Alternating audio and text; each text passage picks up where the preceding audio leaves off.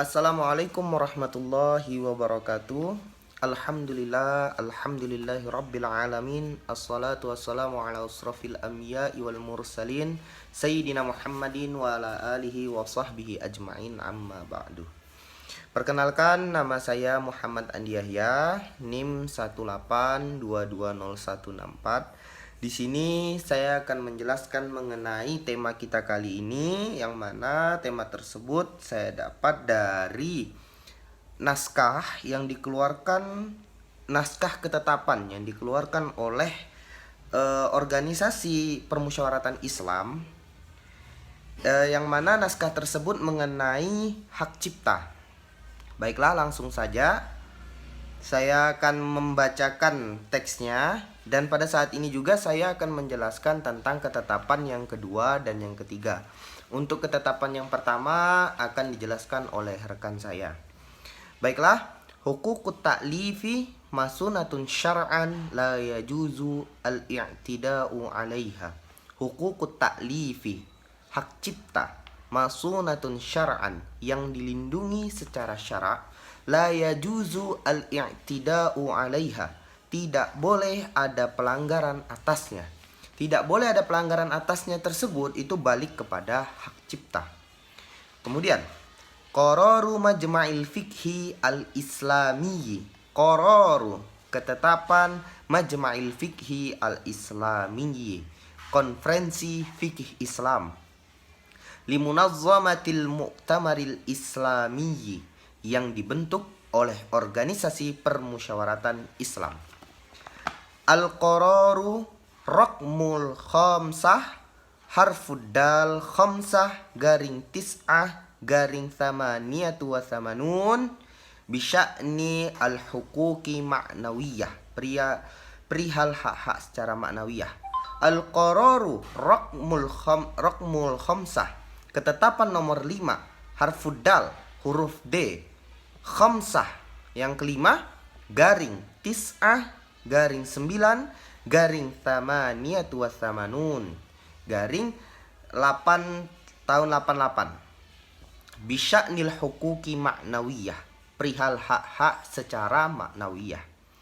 Inna majlisa majma'il fikhi islamiyyi.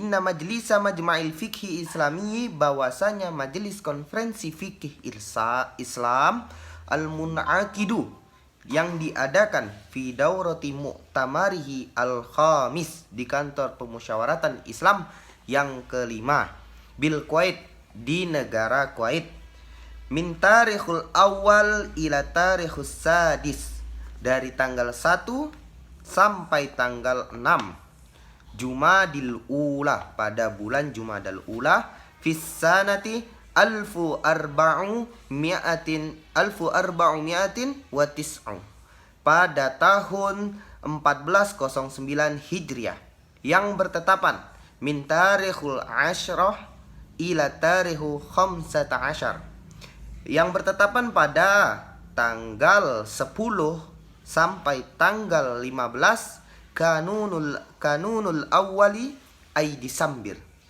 pada bulan Desember. Fisanati, pada tahun alfu tis'umi'atin thamanin wa thamanun, pada tahun 1988. Kemudian, ba'da ittila'ihi 'alal buhuthi muqaddimati, ba'da ittila'ihi, setelah mentelaah 'alal buhuthil muqaddimati, terhadap pembahasan-pembahasan terdahulu, minal a'dha'i wal khubara'i, yang diikuti oleh para anggota yang mengikuti konferensi tersebut, wal khubara'i, dan para pakar yang ada di dalamnya, fi maudu'in al-huququ al-ma'nawiyah, di dalam pembahasan hak-hak secara maknawiyah, wastima'ihi lil munaqasyatil lati darat haulahu, dan fokus pembicaraannya pada diskusi yang ada di sekitarnya. Untuk diskusi yang ada di sekitarnya di sini balik pada al-huququ al-ma'nawiyyati, hak-hak secara maknawiyah. Kemudian qarrara, menetapkan. Untuk ketetapan yang pertama ini akan dijelaskan oleh rekan saya yaitu Radilah Putri. Saya akan menjelaskan ketetapan yang kedua dan ketetapan yang ketiga. Untuk ketetapan yang kedua, tsaniyan, ketetapan yang kedua, ya juzu at-tasarrufu, diperbolehkan menggunakan fil ismi tijariyi pada nama dagang, awil unwani tijariyi pada nama atau macam-macam dagang, awil alamati tijariyati atau ciri-ciri dari dagang, wa naqlu ayyi minha, dan pemindahan atas yang telah disebutkan, nama dagang, kemudian macam-macam dagang, ciri-ciri dagang, itu dapat dipindahkan dengan bi'audin maliyin, dengan ganti rugi harta secara material. Untuk penggunaannya di sini itu kita mendapatkan relevansinya terhadap pembukaan yang ada dalam Undang-Undang Nomor 28 Tahun 2014 tentang hak cipta.